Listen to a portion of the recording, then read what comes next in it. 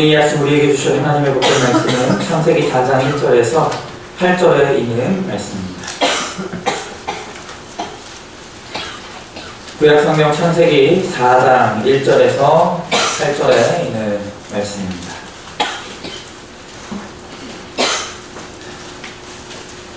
제가 오늘의 본문을 공독해 올리도록 하겠습니다. 아담이 그의 아내 하와와 동침하며 하와가 임신하여 가인을 낳고 이르되 내가 여호와로 말미암아 등남하였다 하니라. 그가 또 가인의 아우 아벨을 낳았는데 아벨은 양치는 자였고 가인은 농사하는 자였더라. 세월이 지난 후에 가인은 땅의 소산으로 제물을 삼아 여호와께 드렸고 아벨은 자기도 양의 첫 새끼와 그 기름으로 드렸더니 여호와께서 아벨과 그의 제물은 받으셨으나 가인과 그의 제물은 받지 아니하신지라. 가인이 몹시 분하여 안색이 변하니 여호와께서 가인에게 이르시되 내가 분하여 함은 어찌 됨이며 안색이 변함은 어찌 됨이냐. 내가 선을 행하면 어찌 낯을 들지 못하겠느냐. 선을 행하지 아니하면 죄가 무에 엎드려져 있느니라. 죄가 너를 원하나 너는 죄를 다스릴지니라. 가인이 그의 아우 아벨에게 말하고 그들이 들에 있을 때 가인이 그의 아우 아벨을 쳐 죽이니라. 아멘.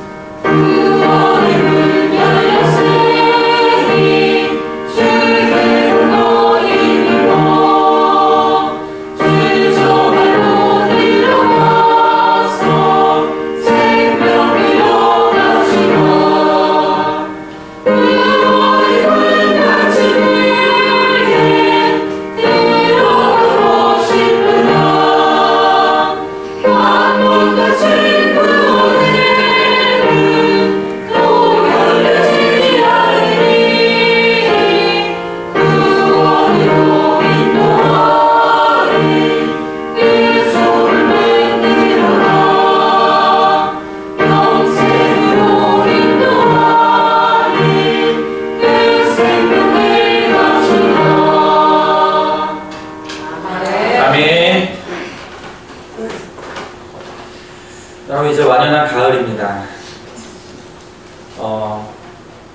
낮에는 그래도 아직은 조금 더운 것 같지만 이제 아침이 되고 또 저녁이 되면 제법 쌀쌀합니다. 이럴 때 감기도 많이 걸리고 몸도 많이 상하시는데 건강 관리를 좀 잘했으면 좋겠고요. 또 이제 찬바람이 불어온다는 것은 이제 올해가 얼마 남지 않았다는 하나님의 신호이죠. 네, 우리가 정신을 바짝 차리고 우리가 아직까지 하나님의 뜻대로 행하지 못한 것들이 있고 또 이루지 못한 계획들이 있다면 하나님이 주시는 힘과 능력 안에서 온전히 그 모든 것들을 이루어낼 수 있기를 주 예수 그리스도로 간절히 축원드리겠습니다. 오늘 우리가 함께 나눌 말씀의 제목은 하나님이 받으시는 예배자, 하나님이 받으시는 예배자라는 제목으로 하나님의 말씀을 함께 나눌 수 있기를 소망합니다. 우리는 지난 창세기 3장에서 인간이 이 세상에 가지고 들어온 죄가 어떻게 사람을 파탄에 빠뜨리고 또 이 세상을 파괴시키는지 우리가 그것을 함께 보았습니다. 우리가 조금 복습하자면 이 죄가 일으킨 이 파탄은 마치 폭탄이 연쇄적으로 폭발을 하듯이 차례대로 우리를 파괴시키고 오늘 이 세상을 파괴시켰다는 것이죠. 이 죄가 일으킨, 이 죄라는 것이 일으킨 이 첫 번째 파탄은 뭐였습니까? 그것은 자아의 파탄. 하나님의 존귀한 형상이 일그러짐으로 말미암아 더 이상 사람은 자기 자신을 사랑하지 못하고 자기 자신을 온전히 애정으로 바라보지 못하게 되었다는 것이죠. 끊임없이 열등하고 끊임없이 자기 자신을 증오하게 되는 것이죠. 또한 이 죄로 말미암아 이제 우리 인간의 심리적인 파괴가 일어납니다. 하나님이 떠남으로 말미암아 날마다 인간은 불안과 염려와 초조함을 떨칠 수 없는 그런 날마다 불안한 삶을 살아가게 되는 것이죠. 그리고 이 죄로 말미암아 어떤 일이 일어났습니까? 관계의 파괴가 일어납니다.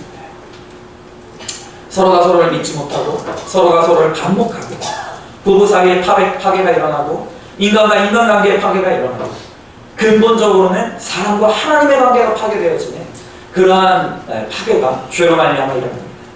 그리고 마지막으로 마침내 일어난 파괴는 바로 우리 육체의 죽음이 들어오는 우리 존재의 파괴가 일어나는 일이 이 죄로 말미암아 일어나게 됐다는 것입니다. 인간은 완전히 파산이 났고 파탄이 났어요. 모든 것이 죄로 말미암은 결과입니다. 그러나 하나님께서 이렇게 절망 가운데 빠진 인생들을 그냥 내버려 두지 않으시고 그들에게 가죽옷을 입히심으로 말미암아 하나님께서는 장차 우리의 모든 죄와 수치를 가려주실 참된 구원자이신 예수 그리스도를 보내주심으로 말미암아 우리가 그를 힘있는 모든 자들 가운데 다시 한번 생명이 새롭게 회복되어질 것임을 우리들에게 약속하시는 것을 우리는 지난 3장을 통해서 보았던 것입니다.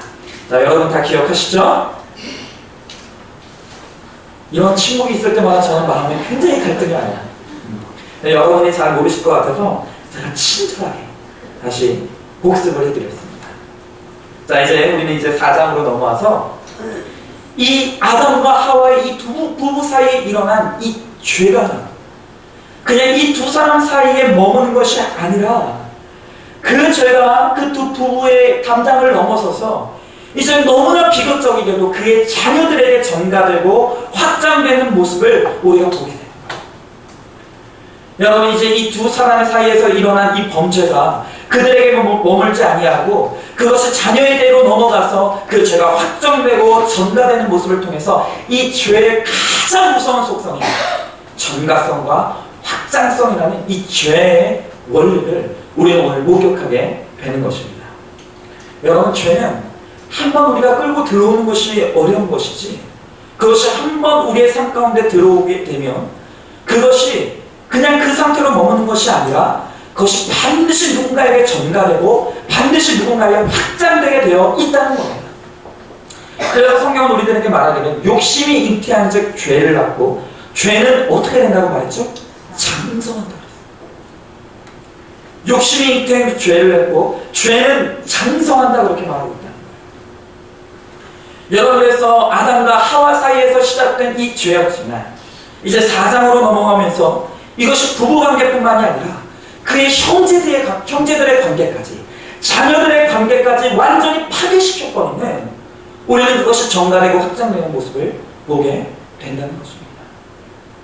여러분 그래서 오늘 우리의 이 본문을 통해서 우리가 다시 한번 점검하게 되는 것은 뭐냐면 부모가 된다는 것이 그토록 어렵고 힘들고 두려운 이유가 있다.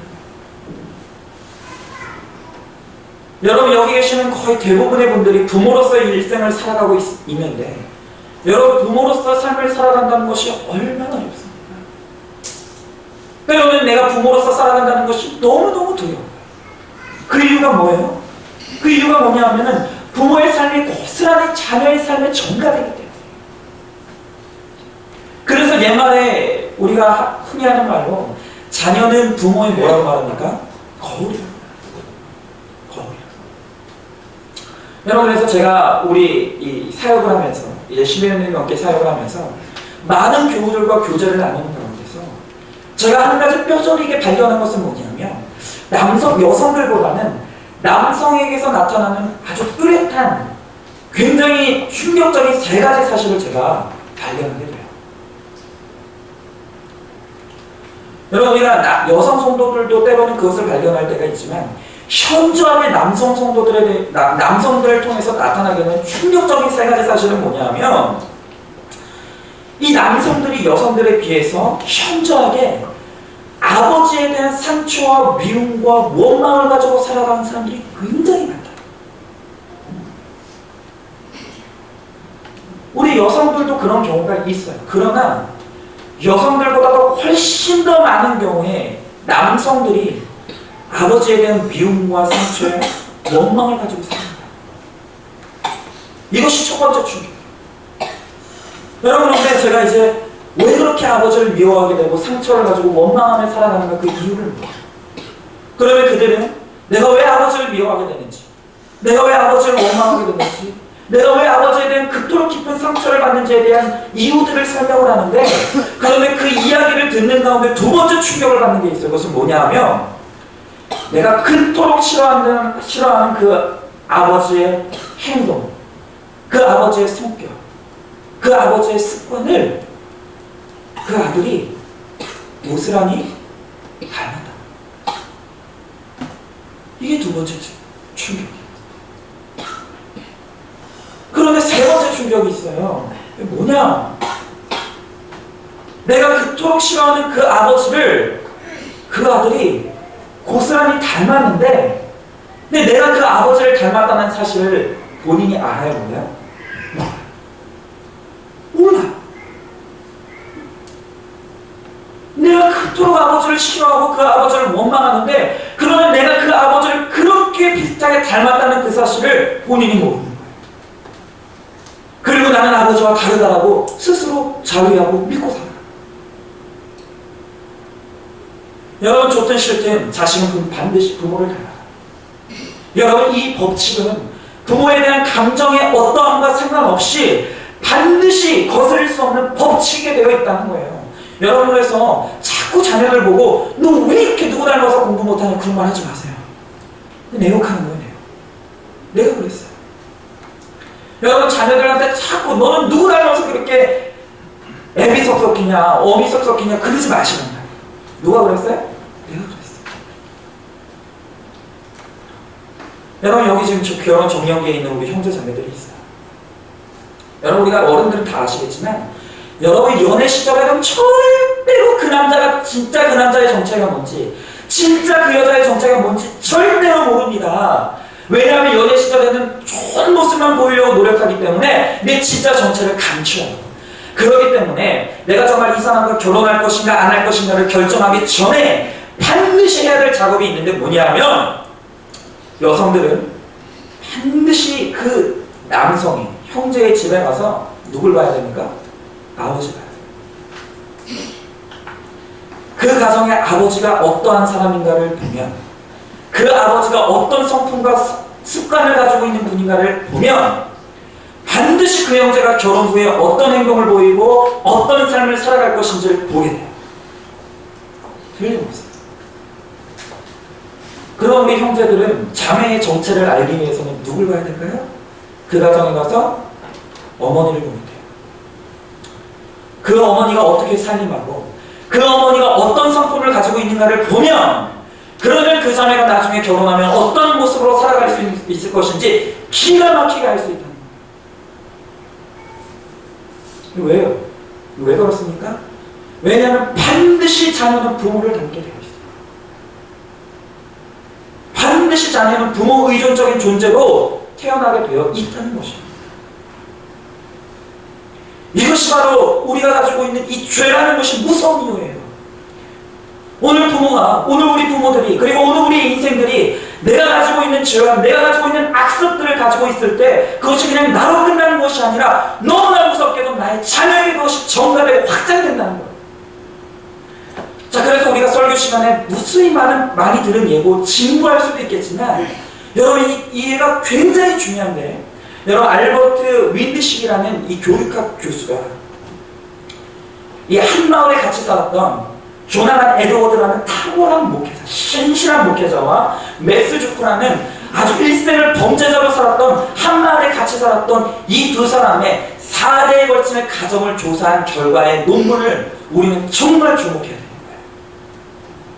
여러분 우리가 이렇게 들었겠지만 이 조나단 에드워드, 맥스 주크, 한 마을에서 같이 살았던 그리고 같이 성장했던 친구예요.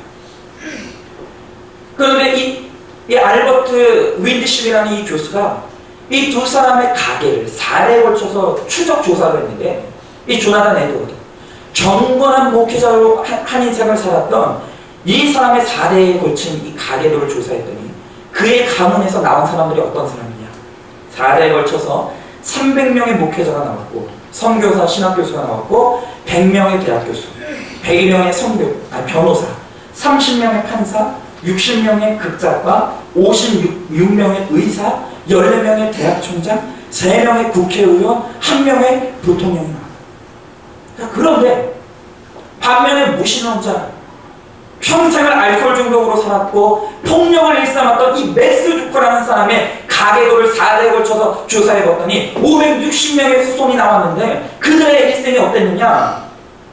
이들의 후손 중에 310명이 거제로 살았고 150명은 범죄자로 유죄 판결을 받았고 그 중에 70명은 살인을 했고 사형당한 사람이 109명이었고 후손의 3분의 1이 정신병을 앓았고 절반 이상이 문맹자로 마약사범, 알코올 중독, 범죄자의 길을 걸었다.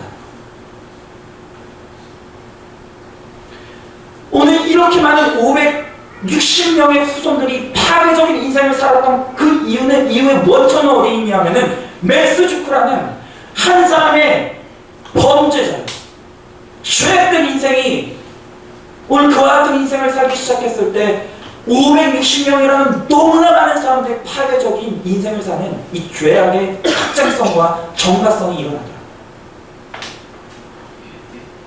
여러분 오늘 우리가 본문을 통해서 보게 되는 이 죄가 가지고 있는 확장성과 정가성이라는 이 무서운 속성이 오늘 사실이라는 것이 오늘 학술적으로 증명이 됩니다.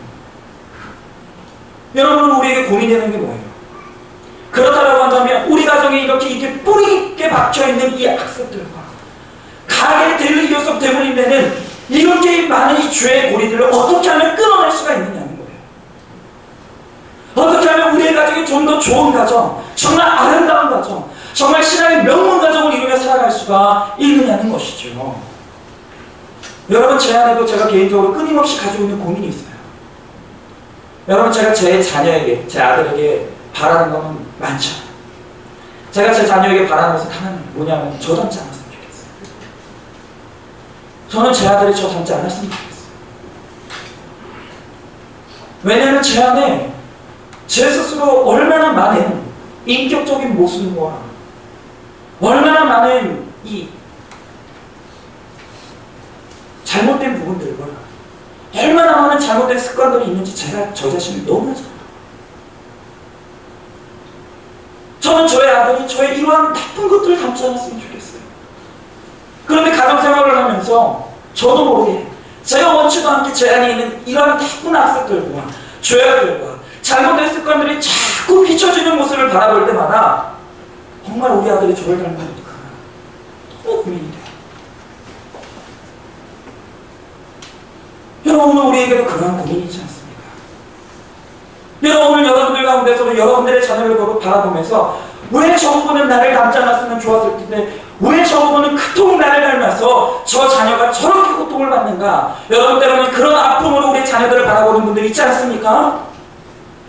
여러분 우리는 이와 같은 고민, 어떻게 하면 우리 가정이 더 잘 될 수 있을 것이고 어떻게 하면 우리의 가게가 이런 악습들을 끊어내고 아름다운 가정으로 성장할 수 있을 것인가를 우리가 고민하는 우리들에게 성경이 제시하는 가장 중요한 해결책이 있어요.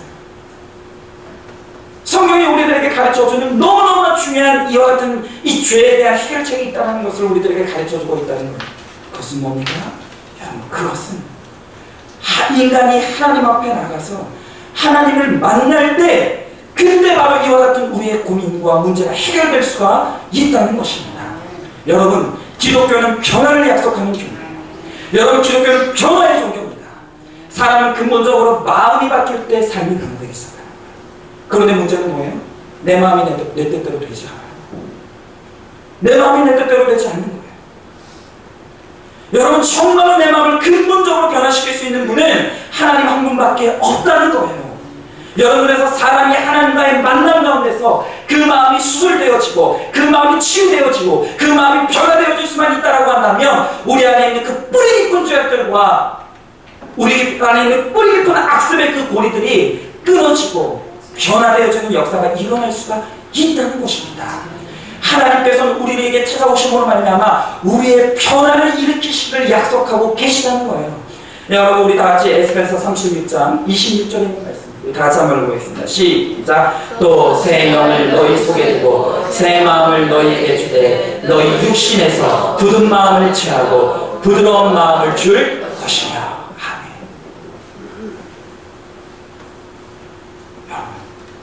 하나님께서 오늘 우리들에게 약속하신 것이 무엇이냐면 변화를 약속하십니다.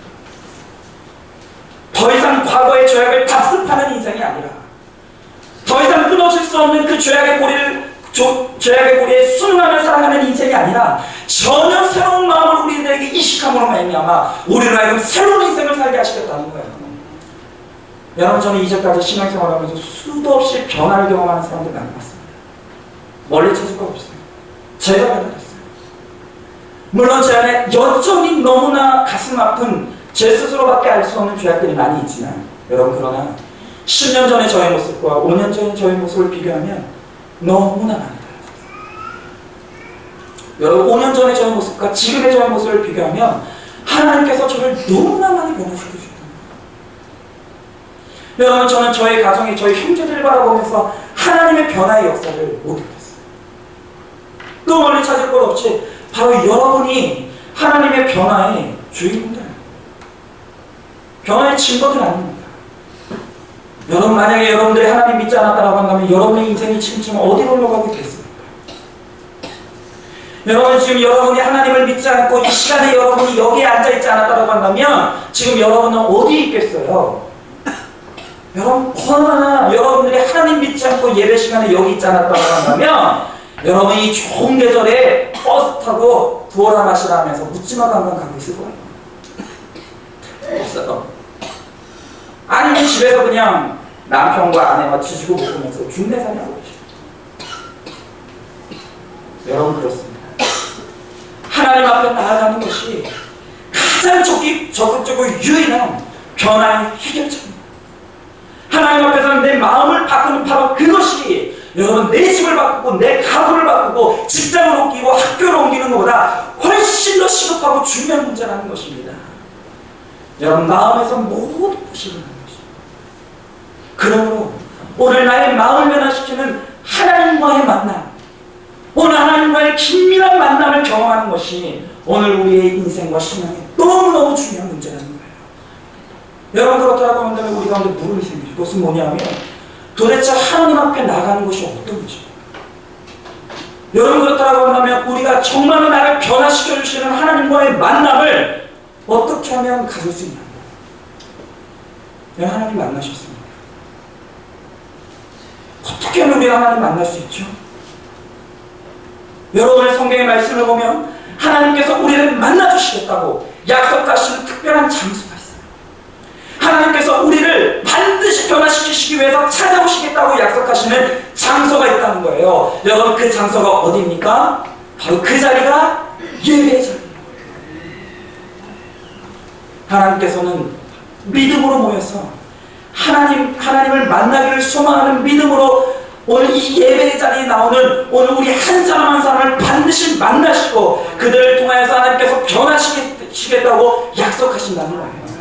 여러분, 그래서 우리가 때때로 듣는 이 예배에 대한 슬로건이 있는데 그것은 뭐냐면 예배에 목숨을 걸라는 슬로건. 예배에 목숨을 걸라. 여러분, 이것은 절대로 가장이 아닙니다.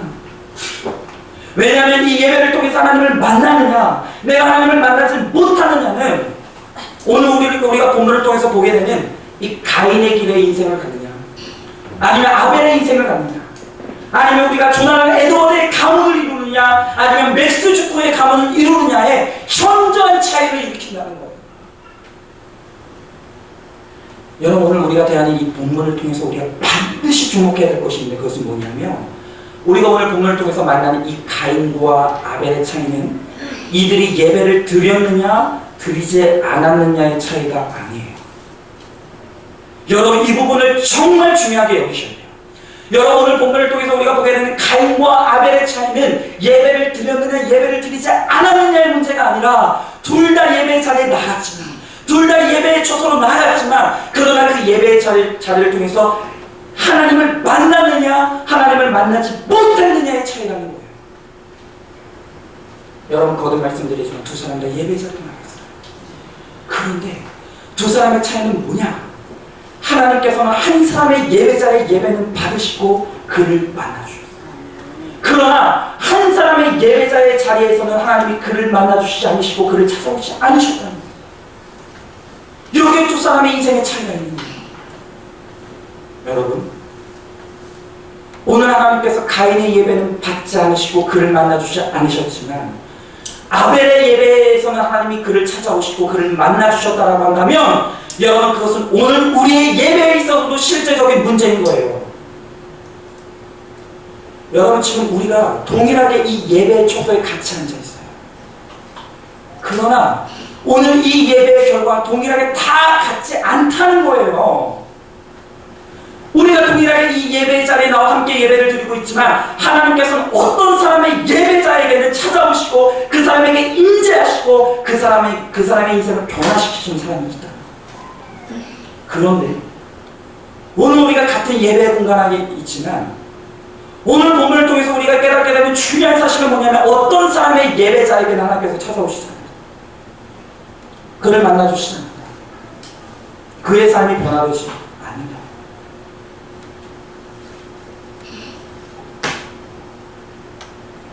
여러분, 오늘 저는 여러분들에게 묻고 싶어요. 오늘 이 자리에, 여러분 이 자리에 나올 때 여러분은 오늘 이 시간에 반드시 하나님을 만나리라면, 반드시 이 예배에 성공하고 하나님의 임재를 경험하고 하나님과의 긴밀한 만남을 갖고 싶다라고 하는 진지한 하나님의 임재에 대한 열망을 가지고 오늘 이 자리에 나오셨습니다. 정말 그러한 임재에 대한 열망이 여러분 가운데 있습니까? 아니요. 내가 10년 동안, 20년 동안 혹은 모태신앙으로서 어렸을 때부터 늘 주일날 나왔던 것이 습관이었고, 늘 그냥 그렇게 드리던 예배였고, 늘 그냥 그렇게 드리던 예배의 자리였기 때문에, 그렇기 때문에 그저 내가 오늘 여기에 그냥 앉아있는 분들 있지 않습니까?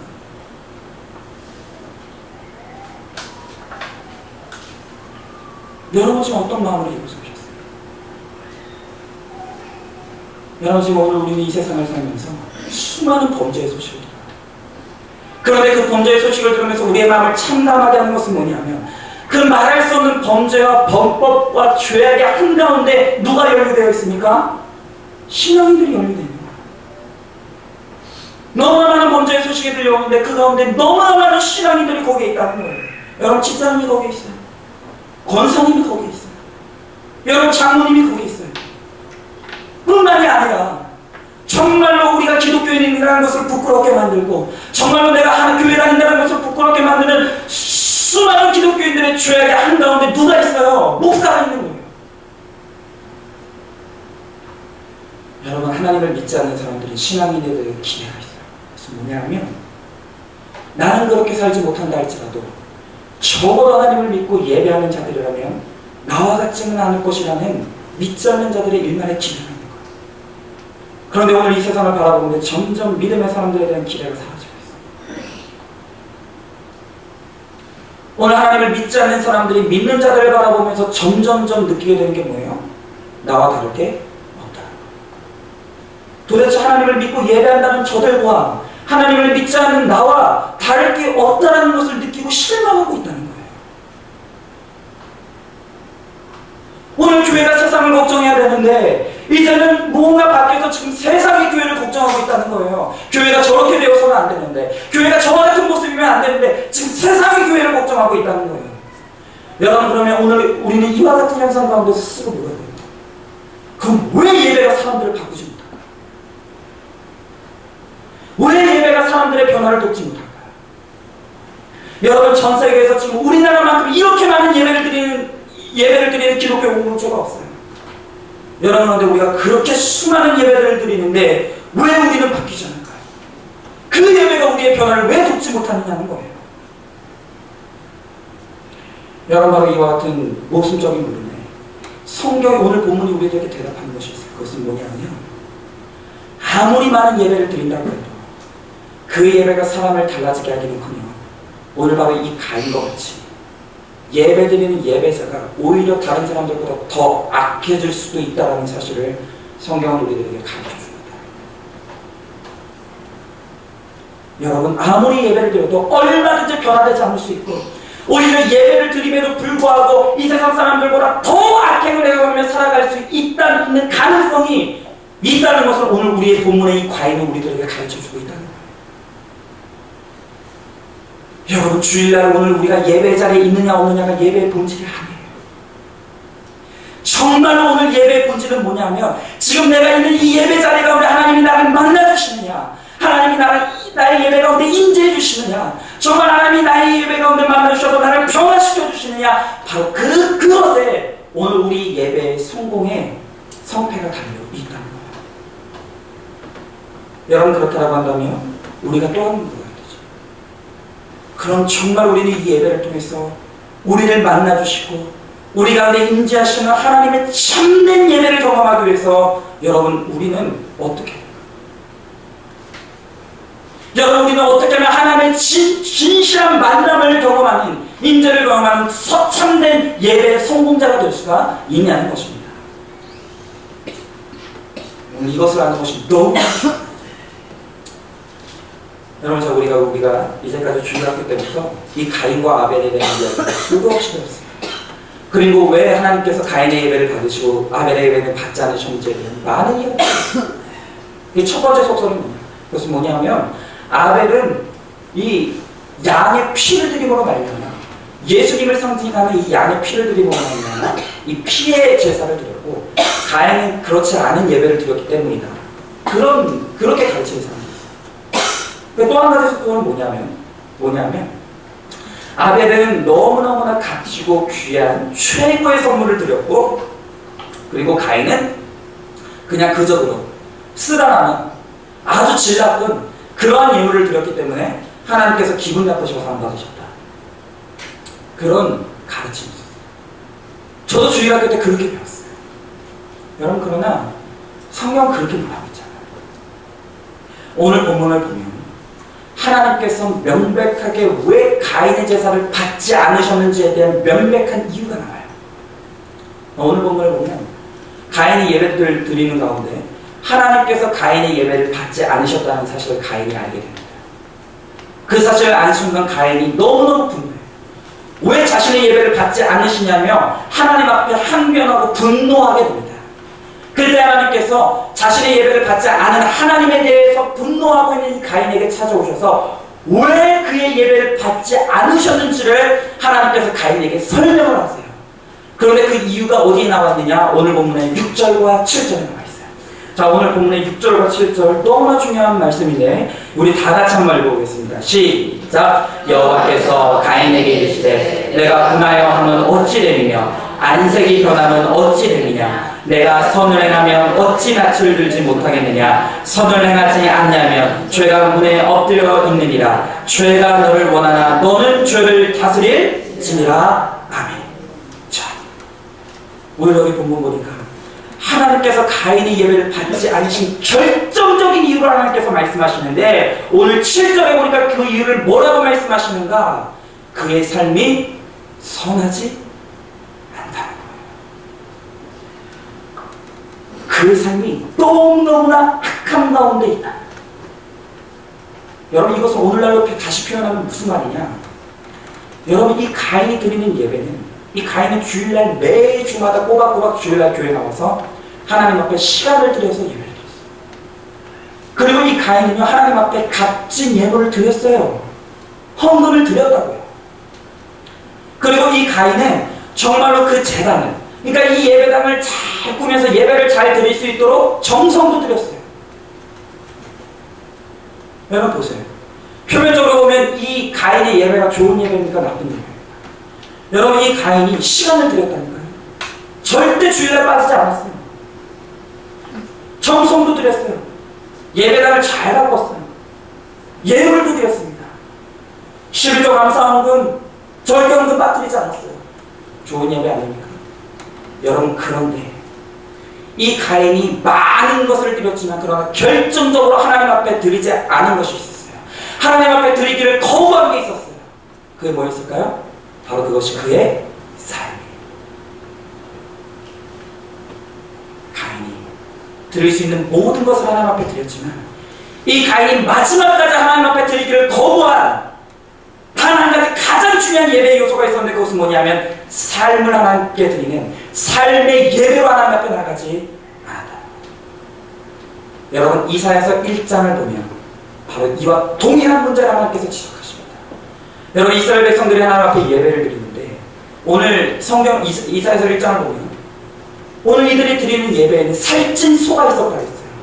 하나님 앞에 드리는 값진 예물이 있었다고 했어요. 그리고 성가대가 드리는 아름다운 찬양이 있었다고 했어요. 그리고 뿐만이 아니라 오늘 이들이 하나님 앞에 나가서 예배 드릴 때 탁월한 예배 설교자의 설교가 있었다고 했어요. 너무나 좋은 예배죠. 거기에 사람들이 아멘 아멘 아멘 화답했다는 거예요. 그런데 그것을 바라보시는 하늘에 계신 하나님은 그들의 예배를 바라보면서 뭐라고 하시냐? 나는 너희들이 드리는 예배가 싫다고 말씀하십니다. 나는 너희들이 드리는 예배가 정말로 보기 힘들 정도로 역겹다라고 말씀하신다는 거예요. 그러면서 하나님께서 왜 그들의 예배를 드리기를 바라보시기를 싫어하시는지를 말씀하실 때 뭐라고 말씀하시냐면 나는 너희가 예배 드리러 나온 너희 손에 묻어있는 뭘 보고 있다고요? 피를 보고 있다고 말씀하십니다. 나는 너희가 거룩한 채 여기 앉아있지만 그러나 예배와 삶이 완전히 분리되어서 정말 일주일 동안 말할 수 없는 악행을 저지르면서 거룩한 채 하면서 지금 내 자리에 내 앞에 나와 있는 너희 손에 묻어있는 피를 보고 있다. 여러분, 예배의 진짜 본질은 예물이 아니에요. 내가 여기 앉아있다는 사실이 아니에요. 여러분, 정말 예배의 본질은 뭡니까? 정말로 내 마음을 들여서 내 중심과 삶을 들여서 정말로 하나님 앞에 내가 나아가고자 하는 삶과 예배가 일치하는 바로 그 마음의 숨은 동기와 중심에 하나님의 관심이 있다는 거예요. 여러분, 그래서 오늘 본문의 4절 하반절을 보면 성경은 의도적으로 뭐라고 말하고 있냐면 아벨과 그의 제물은 받으시고 가인과 그의 제물은 받지 않으셨다, 이렇게 말합니다. 순서가 뭐예요? 사람이 먼저, 그리고 그 다음이 뭐예요? 제물이에요. 오늘 아벨과 그의 제물을 받으시고 가인과 그의 제물을 받지 않으셨다라고 말씀하시므로 여러분, 하나님의 관심이 그들의 삶의 중심에 있다는 것을 하나님께서 명백하게 우리들에게 말씀해 주시다. 여러분, 정말 우리 성매 목사님들의 이 이야기를 듣고 있으면 성매 목사님들이 정말 한탄하는 것이 있어요. 그것은 뭐냐면 정말 이 목사로서 일생을 살아가면서 이 성도들을 바라보면 어떤 성도들은 정말로 신앙생활에 가는 가운데 아름답게 변화되어져가는 사람들이 있다는 거예요. 여러분, 그런데 어떤 사람들을 보면 정말로 신앙생활을 10년하고 20년하고 30년하고 40년 하는데도 정말로 지독하게 안 변하는 성도가 있다. 정말 마음과 정성을 다해서 변화되지 않게 작정한 것 같은 성도가 있다는 거예요. 여러분, 왜 그렇게 수도 없이 반복해서 드리는 예배가 그 사람을 변화시키지 못합니까? 왜 그렇게 많은 예배를 드리는데 왜 그렇게 그 사람을 변화시키지 못해요? 그것은 의식으로서 드리는 예배는 있지만, 예식으로서 드리는 예배는 있었지만, 그러나 그 예배 가운데 묵상하고 적용하고 실천하는 삶으로서 우리의 삶을 드리는 예배는 철저하게 무관심하고 하나님 앞에 실패했기 때문입니다. 여러분, 그리스도인의 실력은 교회 안에서 발휘되는 것이 결코 아닙니다. 여러분, 그리스도인의 진정한 실력은 교회 밖에서 복음을 살아내고자 하는 삶으로 들어가면 예배에 대한 몸부림이 있을 때 바로 그 삶의 예배의 자리로부터 삶의 변화가 일어나고 가정의 변화가 일어나고 환경의 변화가 일어납니다. 여러분, 그러나 얼마나 많은 사람들이 오늘 하나님을 믿는다고 하면서도 오늘 이 주일의 예배당 안에서의 신앙과 예배당을 벗어난 삶의 신앙이 완전히 분리되어 있습니다.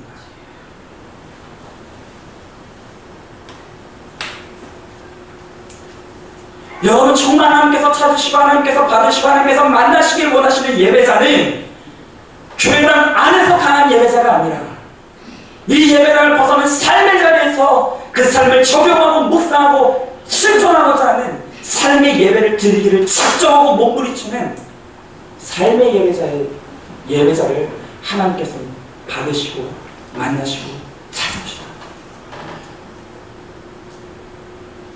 여러분, 멀리 갈 것도 없이 제가 지난 추석 전에 오늘 이 자리에서 설교를 하면서 여러분들에게 함께 도전한 것이 있었어요. 여러분 기억하십니까? 제가 추석 전에 설교 말씀 전해드릴 때 지금 추석을 지으면서 지금 인터넷에서 불티나게 팔리고 있는 게 있다고 했죠. 그게 뭐였습니까? 가짜 기부스. 여러분, 이 추석에 어떤 사람에게는 고향으로 내려가면 너무너무나 기쁘고 즐거운 날인데, 그런데 어떤 사람에게는 마치 지옥에 끌려가는 것 같은 너무너무 불행한 날이에요. 여러분, 아니나 다를까 우리는 날마다 추석이 끝나고 나면 너무나 비극적인 소식을 듣는데, 추석 끝나고 들려오는 뉴스를 보니까 혹시 여러분들도 보셨는지 모르겠어요. 어떤 이 30대 며느리가 있는데 열심히 추석에 전부 치고 있는데 80대 노모가 타락했다는 거예요. 일찍 그렇게 음식을 못하는 거예요. 그거에 격분해가지고 이 30대 이 며느리가 80대 노모 시어머니 칼부림을 했다. 여러분, 왜 이렇게 모두가 즐거워야 될 명절 때마다 이 불행이 반복돼요? 여러분, 그래서 저는 지난 예배 시간을 통해서 우리가 그것을 끊어내자고 말씀드렸어요. 한번 우리 믿는 사람들이 그 악습을 좀 끊어내자고 제가 여러분들에게 도전드렸었죠. 그래서 우리 믿음의 사람들이 이제는 과거의 전통과 인생에 사로잡힌 것 다 끊어내고 우리 남성들이 좀 이 주방에 들어가서 설거지도 하고, 그리고 기름 묻혀가면서 좀 전도 붙이고, 우리 안에 좀 주물러 주기도 하고, 제가 그렇게 하자고 여러분들에게 부탁을 드렸었어요. 여러분 어떻게 하셨습니까? 여러분 삶의 자리에 나가서 삶의 예배를 드리셨습니까? 적용하셨습니까? 네, 한번 확인해 봐야겠어요. 박원수 형제 안 하면.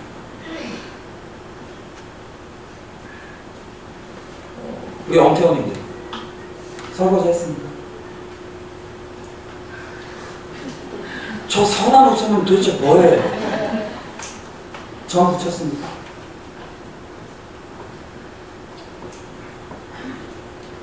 여러분, 주일이 여기서 끝나는 겁니까? 예배는 여기서 끝나는 겁니까? 하나님은 예배당 안에 있고 예배당 밖에는 하나님이 없으십니까? 여러분이 만약에 오늘 말씀을 통해서 선포되어지는 그 말씀을 하나로 우리 삶 가운데 실천하고자 적용하고 몸부림치고 그 삶을 통해서 하나님을 드러내고자 하는 오늘 믿음의 몸부림이 우리 가운데 있었다고 한다면, 여러분, 제가 반드시 장담할 수 있는 것은 그 전의 추석과 올해의 추석은 분명히 달랐을 거예요. 그 전까지 이어오던 추석의 마음과 오늘의 추석의 마음은 분명히 달랐을 거예요. 분명히 변화가 있었을 것입니다. 여러분, 저는 적어도 그것을 경험했어요. 제가 분명히 하겠다고 말씀드렸죠. 했습니다. 저는 부모님이 보건 안 보건 상관없이 제가 추석 때 제 아내랑 같이 다정하게 설거지 다 하고, 제 아내 주물러줬는지는 기억이 안 나지만 어쨌든 다 했습니다. 여러분, 그랬더니 저희 가정에 놀라운 변화가 일어났어요. 금에서 하나씩 실천했는데 저희 가정에 놀라운 변화가 일어났어요. 추석이 끝나고 저희 가정의 반찬이 달라졌어요. 개수가 달라졌어요. 저희 아내가 저를 바라보면 눈빛이 달라졌어요.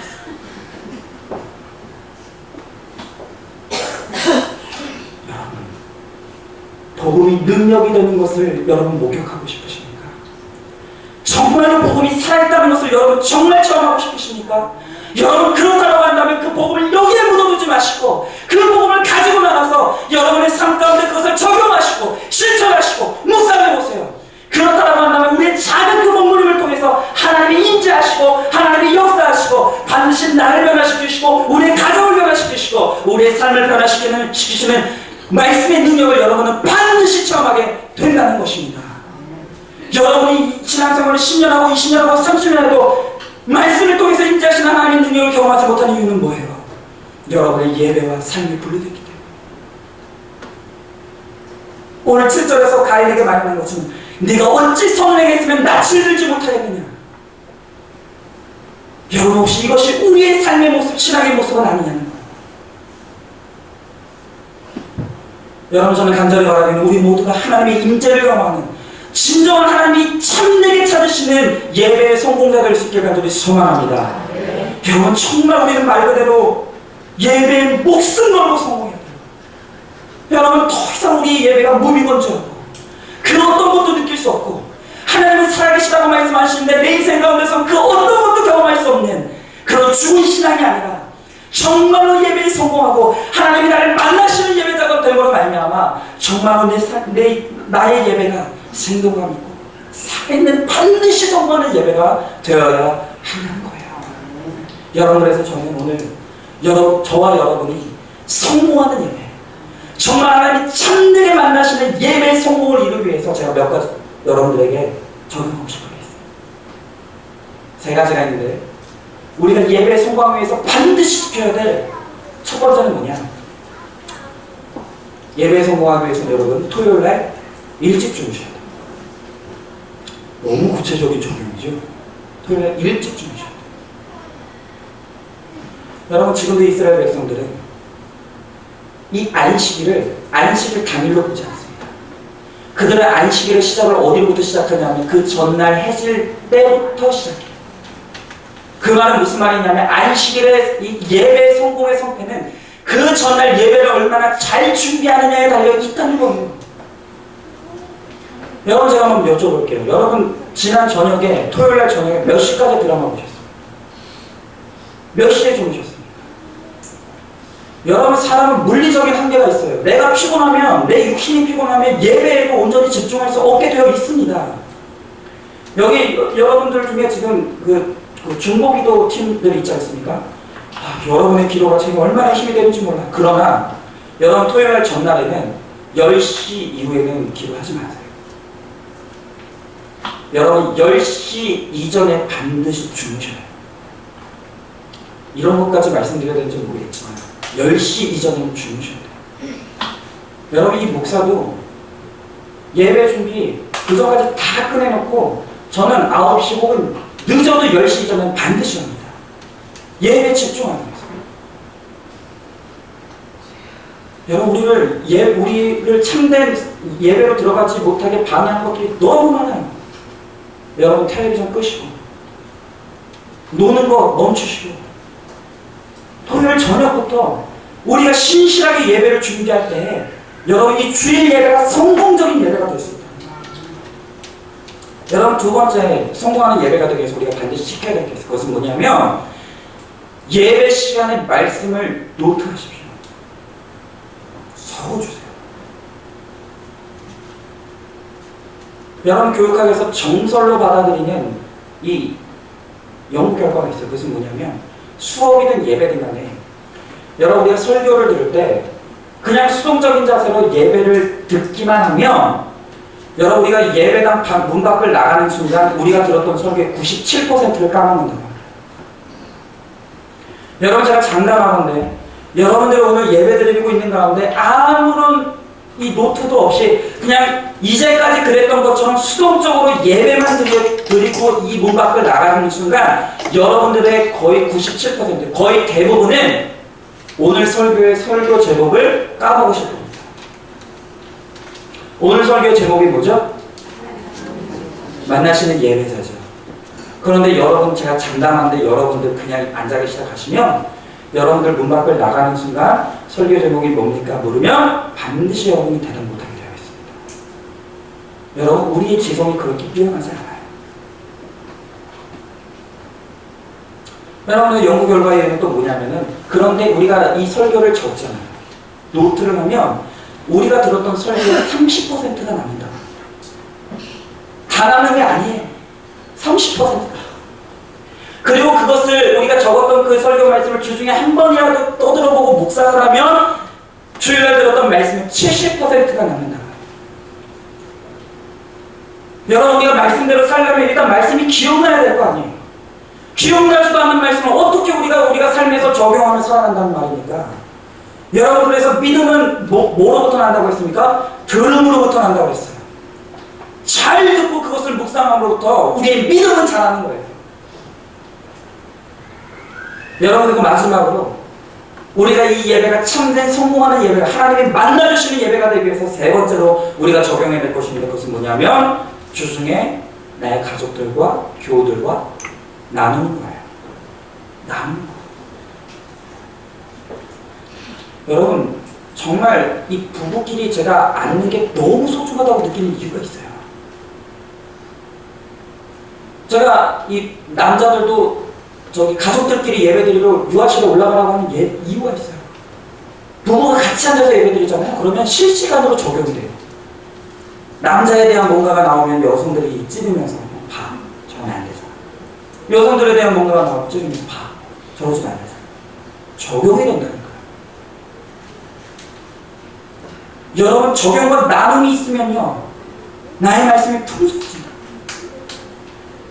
여러분, 지금은 그렇게 하고 있지 못하지만, 여러분, 지금은 이 주보에 이 설교를 노트하게 되어 있지 않습니까? 여러분, 이 설교에, 이 주보에다가 노트하고 계십니까?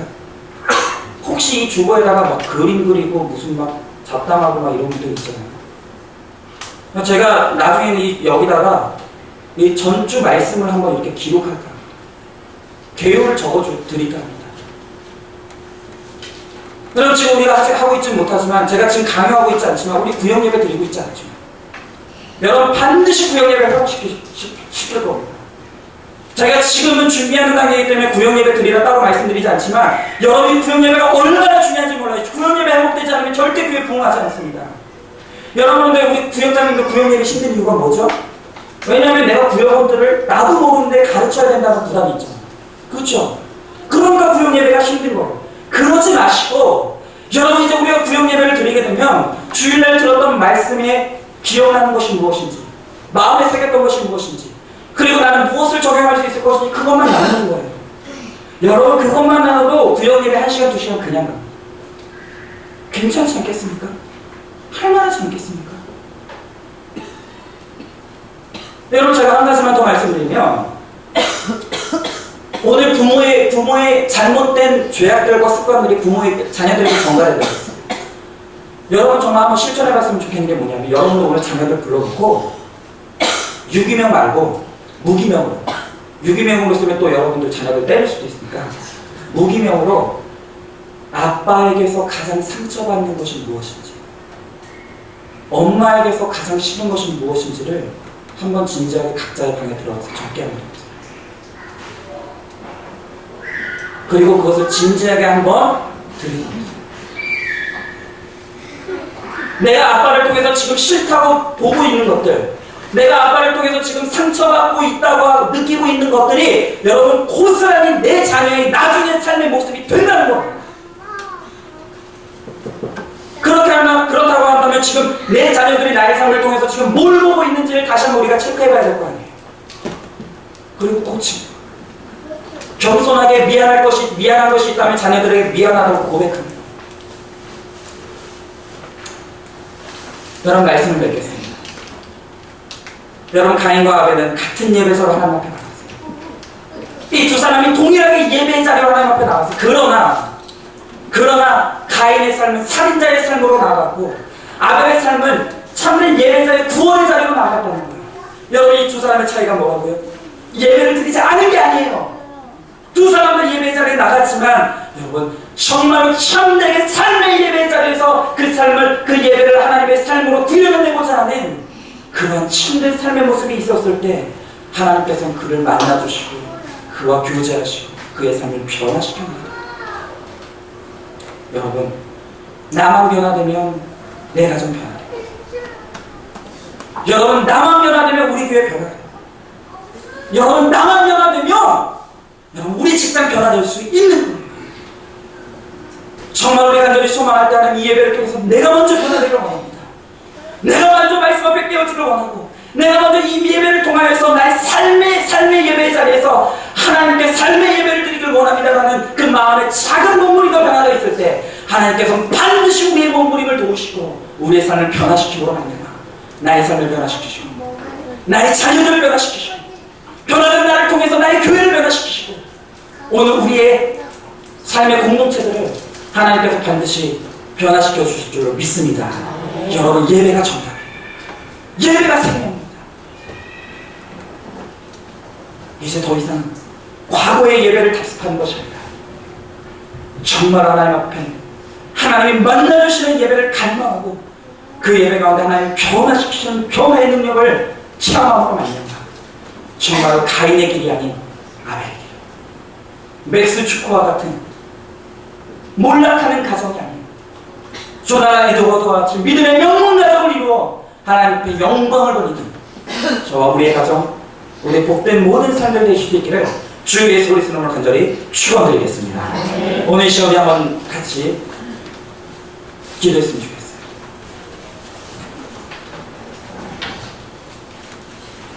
여러분, 왜 그토록 우리는 예배 가운데 그 어떤 것도 느낄 수 없고 너무나 건조하고, 우리는 예배 가운데 왜 더 이상 어느 때부턴가 어떤 기대도, 어떤 마음의 설렘도, 어떤 마음의 기쁨도 없이 그렇게 드리는, 습관적으로 드리는 예배로 우리의 예배가 전락한 것 같습니다.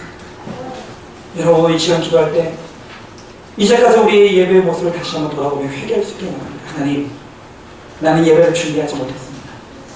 하나님, 정말 하나님이 살아계시다. 오늘 예배를 통해서 나를 만나주시겠다고 말씀하시는데 나는 하나님과의 만남을 기대하지도 않았고 그 예배를 기뻐하지도 않았습니다. 내가 삶에 이 예배 자리에 있었지만 나의 삶은 이 예배 자리와 분리되어 있었습니다.